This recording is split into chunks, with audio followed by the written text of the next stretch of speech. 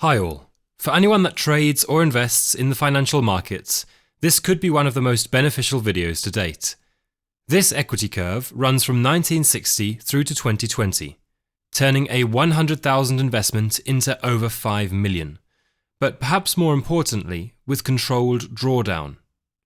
The strategy is backed by research and is so simple that it's easy to dismiss, proving that complexity is not always the answer. The research study was completed by Meb Faber in 2013 and is a core strategy piece of billionaire trader Paul Tudor Jones. If you find value, why not visit our growing library of trading and investing videos, helping you to navigate the financial markets by simplifying what are often complex topics. The approach in today's video is based on the largest 500 companies in the US, meaning that neither liquidity nor scalability are concerns. The strategy is proven by backtests based on two different rules. The first backtest is based on the 200-day moving average rule. The rule is simple. Buy the S&P 500 index when price crosses above the 200-day moving average, and sell the position when price crosses back down below the 200-day moving average. Its simplicity falls into the category of if it was that simple, then everybody would be doing it, which is precisely why many dismiss the idea. The results, however, are undeniable.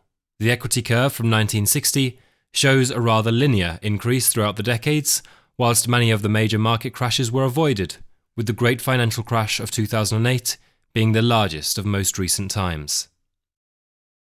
Let's look at the 200-day moving average rule in action during the great financial crash. The red line represents the average price of the S&P 500 index from the previous 200 days.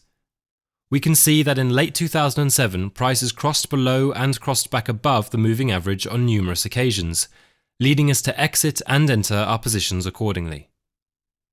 The frequency of trades would have led to some small losses, but this last exit saved us from a huge drawdown thereafter, when price dropped more than 50% over a 17-month bear market. These periods of decline are shown as a flat line on our equity curve, and represent periods where we would have been in cash positions only. It's essentially a mechanical trend-following system which limits risk and removes emotion from decision-making. The strategy can, however, be improved upon further, this time replacing the 200-day moving average rule with the 10-month moving average. We exit the index and remain in cash when price closes below the 10-month moving average, and only re-enter when price closes back above the moving average. Once again, we would have almost entirely eliminated the major declines from the dot-com collapse in 2000 and the great financial crash a few years later in 2008. But which method is best? The 200-day moving average or the 10-month moving average? We can directly compare both moving average strategies by aligning the equity charts together. Here we have the previous 200-day moving average strategy, and if we overlay the 10-month moving average strategy, we can see that both reach a similar endpoint, although if I were picky, I prefer the more consistent trajectory of the 10-month rule rather than the 200-day rule. The 10-month rule was analysed in detail from the Farmer study and will be used for analysis throughout the next part of the video. The study was tracked all the way back to the 1900s, with comparison made between the 10-month moving average rule and a buy and hold approach. $100 invested in the year 1900 would have compounded to a return of just over $2 million, whereas $100 invested with a 10-month timing approach would have turned into just over $5 million. The key, however, is not the endpoint value, but the journey getting there. The buy and hold approach had a volatility percentage of 17.87 enduring many declines, whereas the timing approach saw volatility of 11.97%, avoiding many of the major declines. A closer look at the dot-com bubble and the great financial crash shows just how beneficial the timing approach is. One thing to mention here is that when in a cash position, it is assumed that we achieved an interest rate aligned to a 90-day Treasury bill, hence why there is a slight increase in these cash position areas.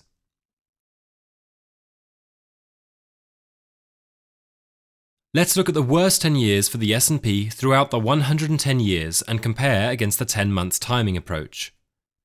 Starting with the worst year in 1931, which had a loss of over 43%, through to the 10th worst year in 1973 at a loss of almost 15%. Seeing these losses in your portfolio would have been difficult to manage emotionally. Yet if we used the timing model of only being invested in the S&P when prices were above the 10-month moving average, we would have been in a far better emotional state. The average worst year for the S&P equaled just under a 28% decline, whereas the 10-month timing approach lost an average of 2.2% over the same period.